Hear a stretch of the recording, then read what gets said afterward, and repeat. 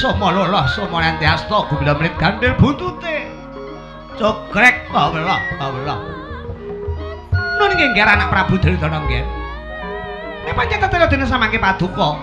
Hamatah dumateng ing bapa ing Sukalima swados budidaya Wahyu Cakraning Rat kangge Lesmana Mandra Kumara. Nun inggih ngesaken dawuh kalah cacak menang cacak badhe kula coba bilangkung rumiyin. Ning kemara dinten samangke keparenga kula nyuwun dipalila. Ingkang putra pun Lesmana Mandra Kumara badhe kula panggi. Badhe kula kanthi tapa brata mapan wonten ing alas Gangga Wirayang nggih. Lho niki Bapak Prembandana. Derek dumateng jeng andika. Ingkang aku aja pati-pati bali mapan ana negara Ngasina. Yen to Cakraning Rat durung kapondhong dening anak kula pun Lesmana Mandra Kumara. Lho niki ingkang keparing nyuwun pamit madal pasilan nggih anak Prabu.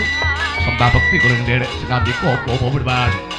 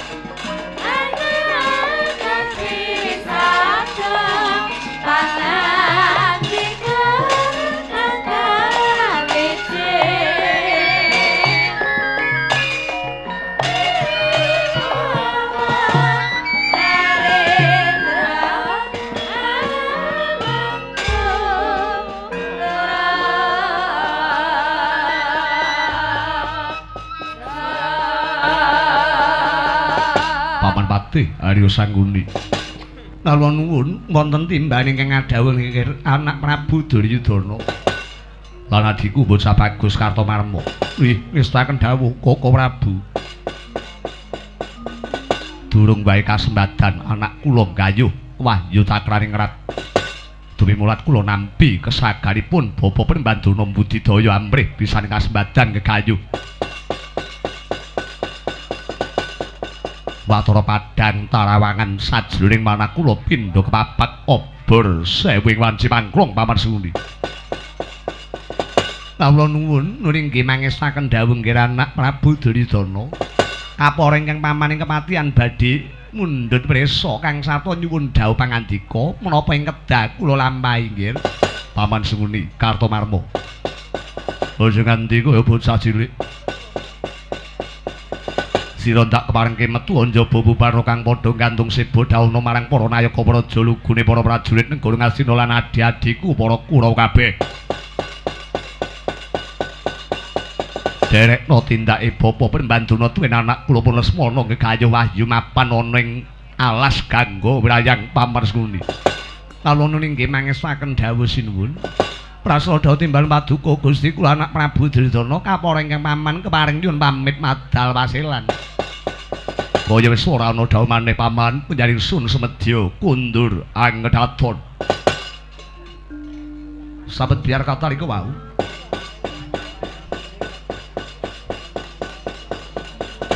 Sampun paripurna ngirimbal pangandika nggih Narendra Gung ngastina Sang Prabu Duryudana.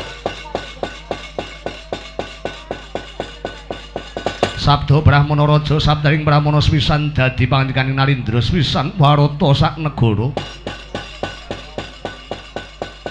Kondurira Sang Prabu Duryudana kalamuta tinandra yen ta darbe upaya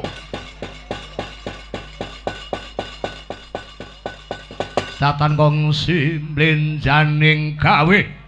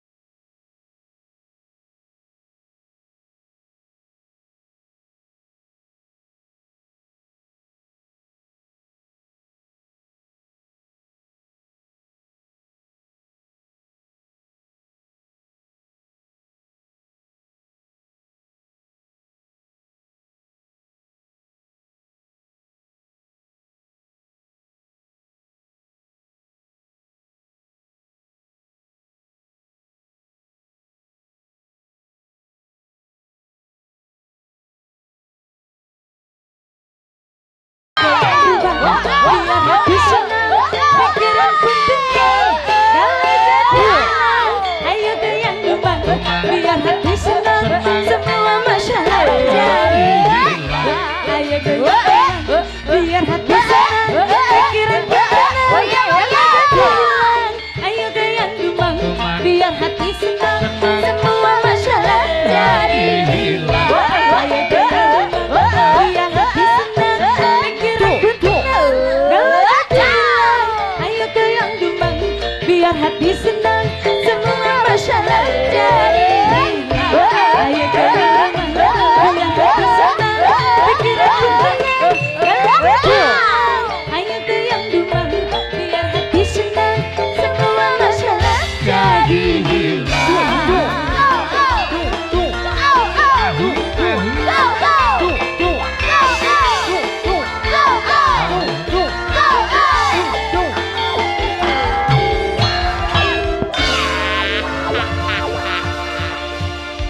Terima kasih pinarak rumiyin sapa yo Intan Budi Legowo.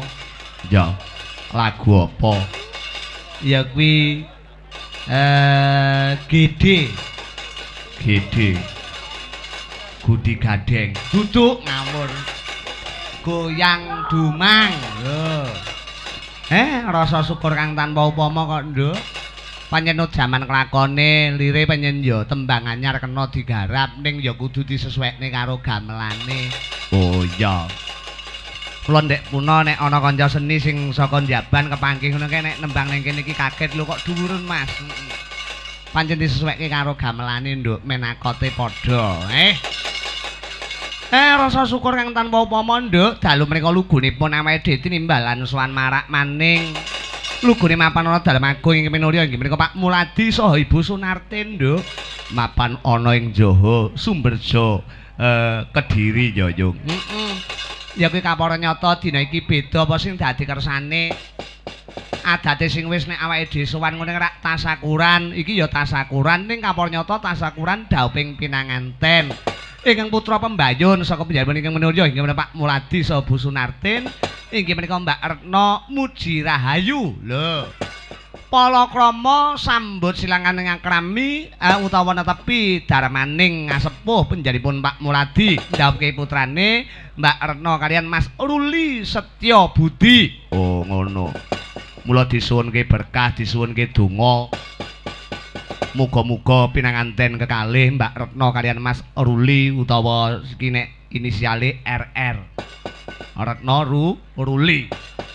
Muga dadi keluarga ingkang sakinah, mawaddah lan barokah Yoyung, tentrem ayem lestari widodho nir ing sambikala, nggone mbangun bali wisma tansah atuta reruntungan nganti tekani kaken-kaken dalah ninen-ninen.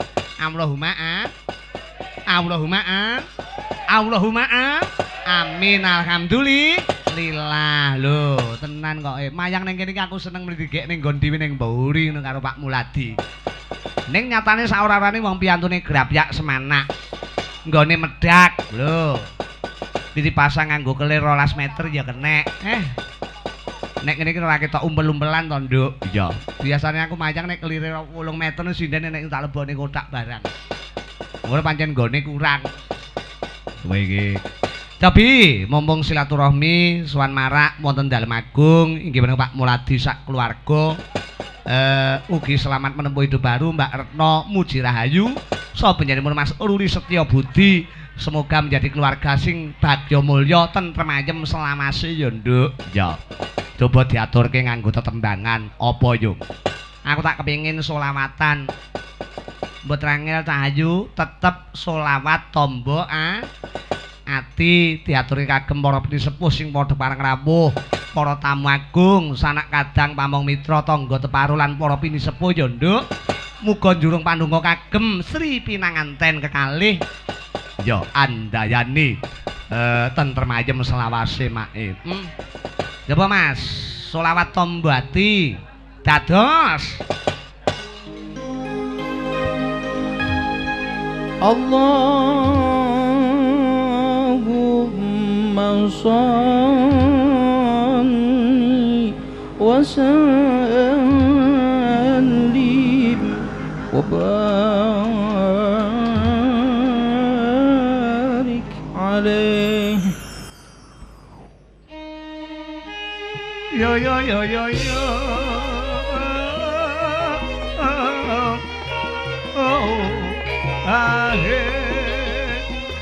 buat mempelai berdua selamat menempuh hidup baru, semoga berbahagia selalu selamanya. Amin, amin, amin, ya robbal alamin. Tombo hati.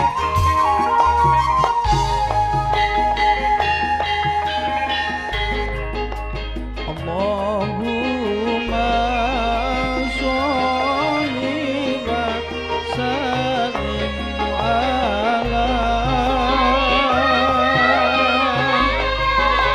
sayyidina wa maulana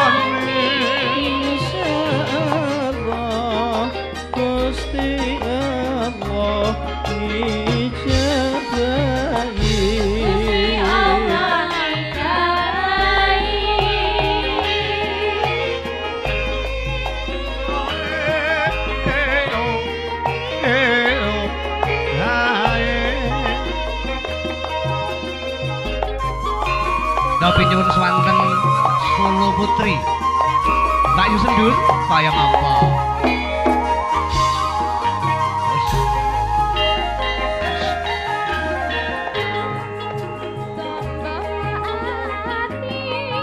iku limo sabar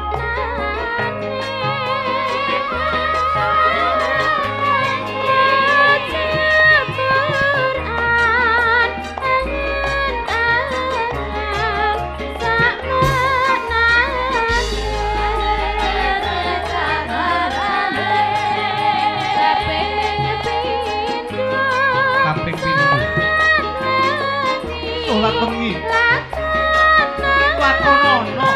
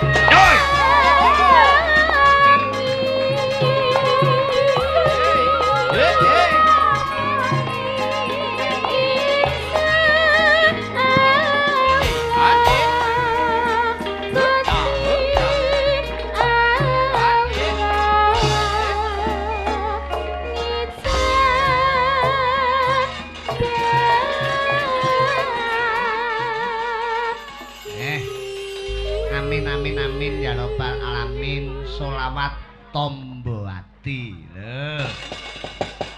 Diaturi kagem mempelai berdua ya nduk sing agi berbahagia. Muga tetep lestari widodo selawase nggone omah-omah.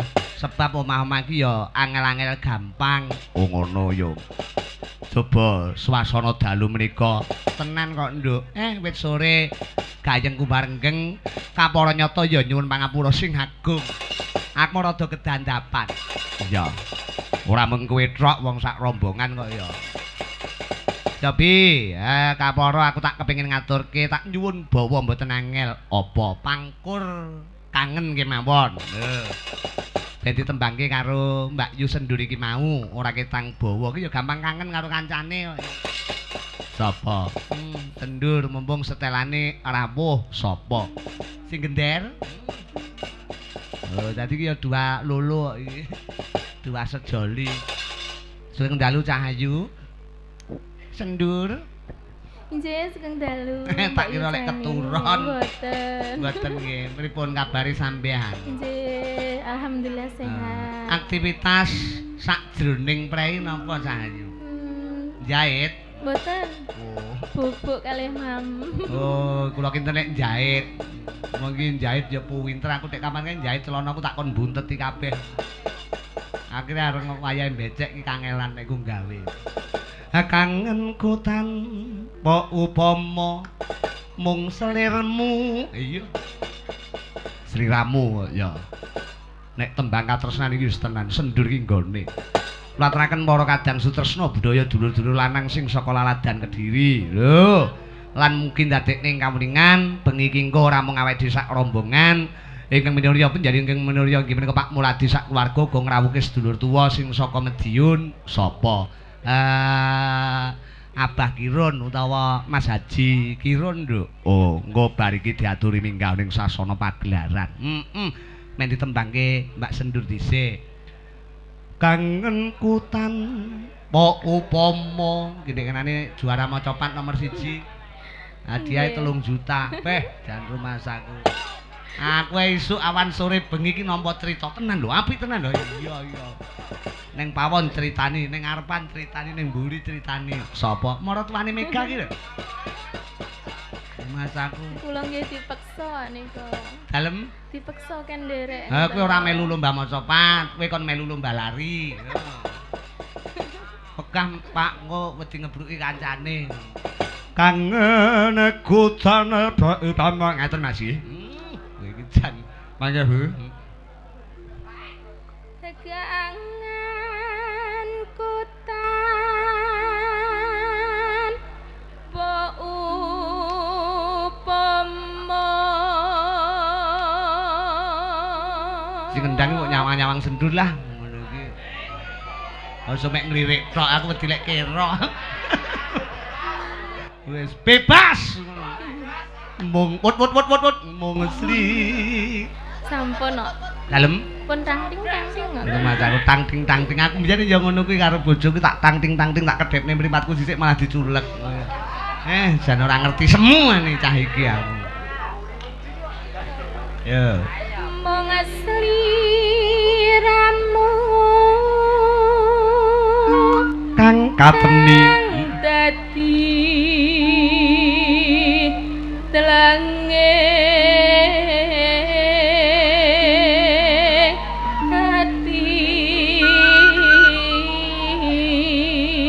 saking Mas Gundeyeng nyuwun sambel kemangi kalian Kang Gurika kalian tembang kangen nggih saking Enggah Mbogem Gurah iki dulur lanang ngersake tembang tresna kalian asmara kalian dalan anyar. Oh ngono.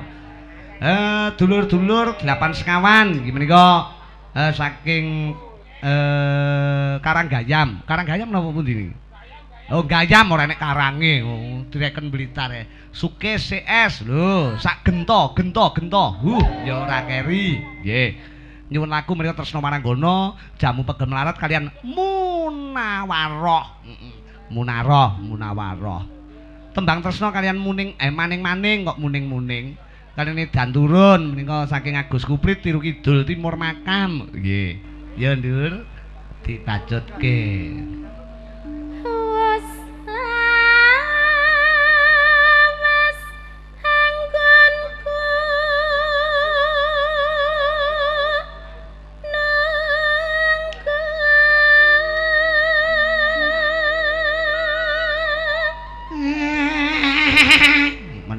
lah kowe iki. Nanging amung ngleledha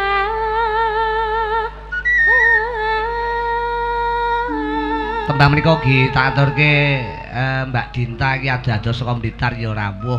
Setiap awake dhewe mayang ana ngendi najan wanita ya kangen karo utawa karem karo kabudayan Jawa. Lho. Dadi semangate para kanca-kanca musidi.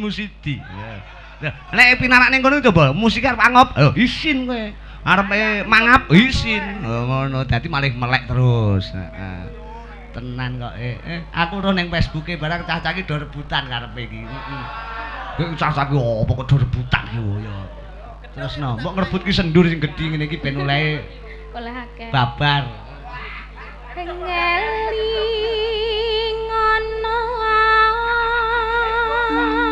Nalika den benjot eleh dina kepungkur sliramu nate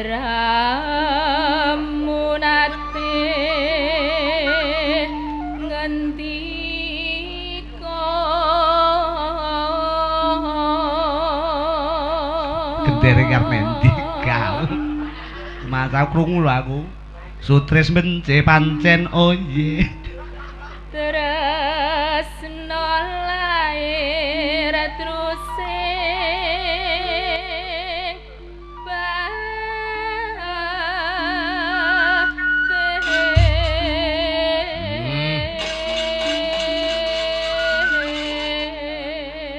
nyuwun lagu tembang tresno kalian Prei Daman kalian Mamanik menika kunjuk Pak Sunduk Pak Sumari kalian Pak Sari nggih menika saking kru 3 bersaudara Mejono Mas Sumari nggih nggo diaturke saking kru SMS tidak lupa menika Pak Sudarno Tempe kalian Pak Muidi kalian Pak Suripto jamu pegen larat tembang kalian kangen bojo wah kangen bojo coba tak nyuwun suarane genduk Ika Antonia iki saben dina mung ngelamun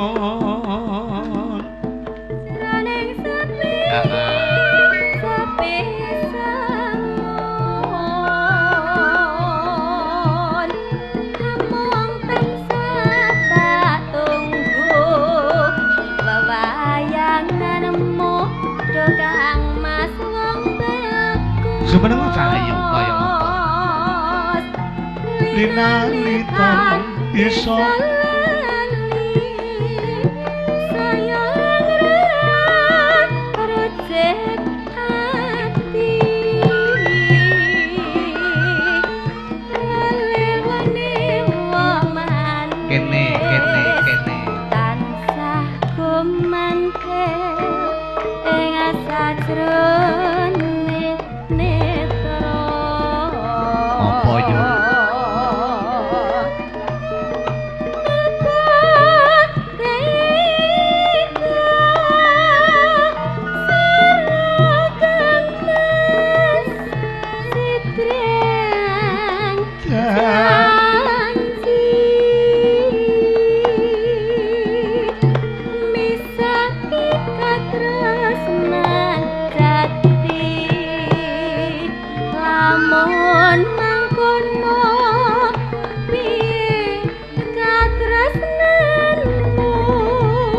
piye katres iki mau nyilih bawa ora apa-apa to nduk wong nyilih oh ngono bawane kangen kok terus nduk nyilih ki nek bawa ora apa-apa kok ora nyilih liyane bawa lek lentune nah sing ibot ngantek isin karo Patrick kuwi silian lho kuwi. Saku kok. Ya nduk. Mangko Kang Mas katresnanku. Piye wong ayu? Bebasane. Yo. Tinuku. Tunduk lan setiaku.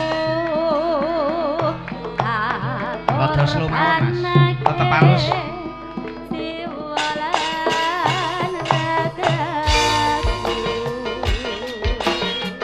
Yo yo yo yo. Oh, oh, oh. La la la la. Kabar masyarakat Sumberjo, Sundalu, Joho, Kediri.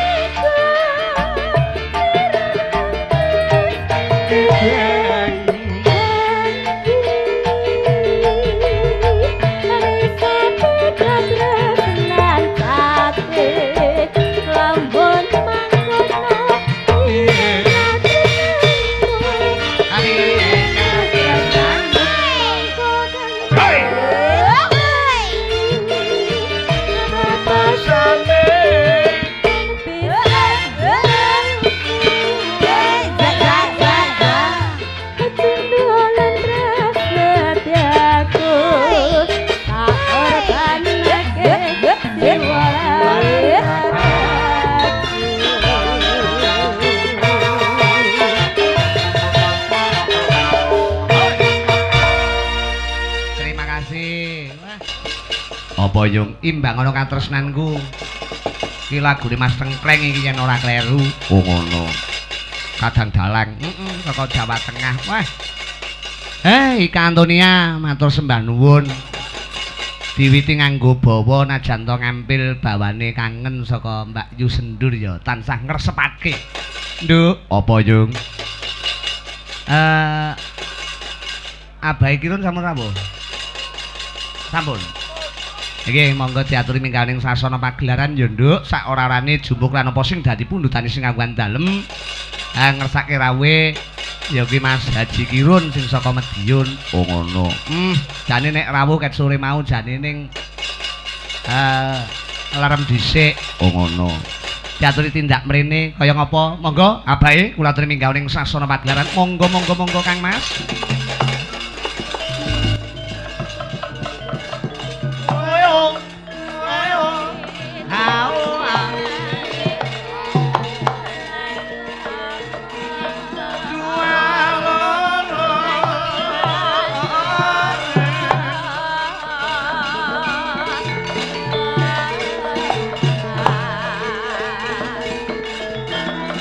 Monggo klaturi mingganing sasana pagelaran.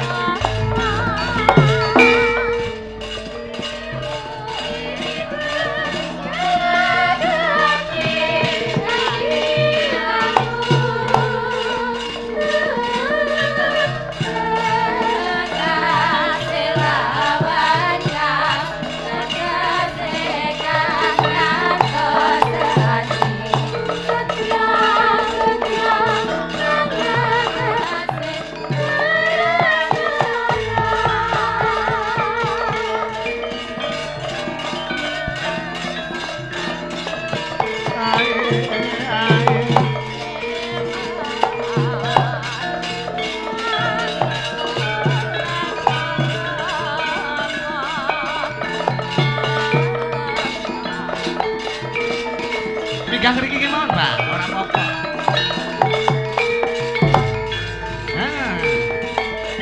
Cara etanan ngaten.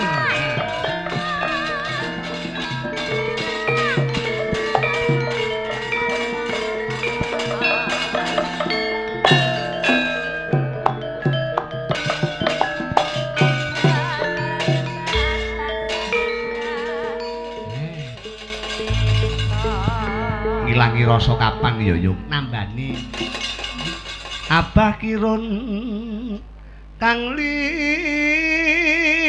nuwe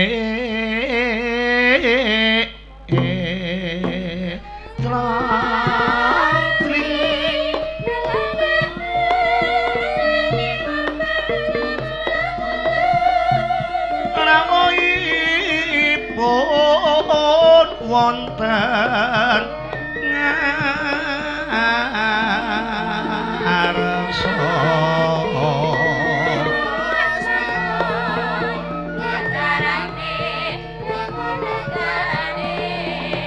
ingkang rayi mundhut warta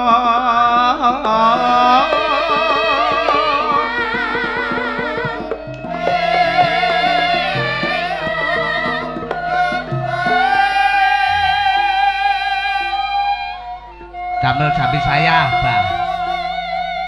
Amin. Nggih. Assalamualaikum warahmatullahi wabarakatuh. Waalaikumsalam. Tiba apa iki? Tibane apa iki? Oh. Satyaya manggera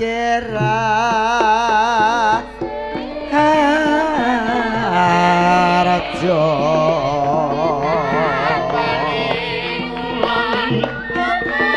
setia kelakon nderek tansah hamba muji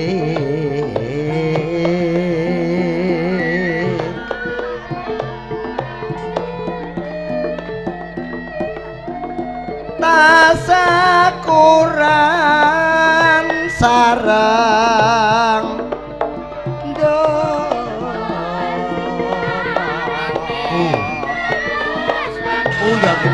iki pinarak ingkang prayoga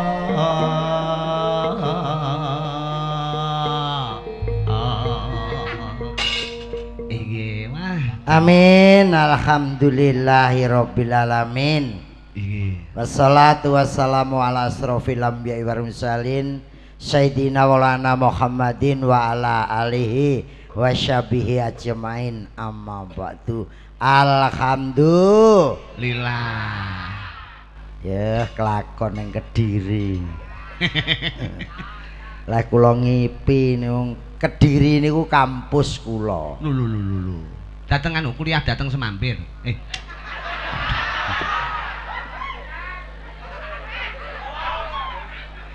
Riyen.